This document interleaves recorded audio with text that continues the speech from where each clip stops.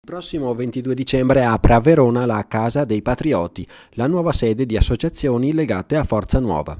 Ufficialmente, si legge nel comunicato stampa, non sarà la nuova sede del movimento identitario, quantomeno nel senso locativo del termine.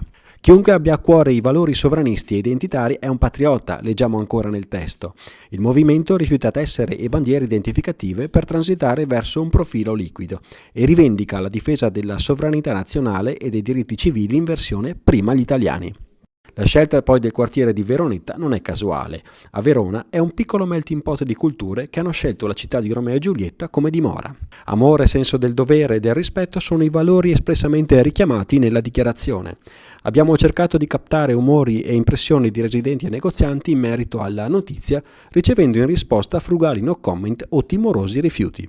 Non ci ho mai fatto caso, preferisco non parlare, non mi sono mai accorto di nulla. Risposte un po' troppo timide per un'associazione che, nelle loro parole, vuole aiutare i propri fratelli connazionali ed essere per i più deboli un riferimento ed uno scudo.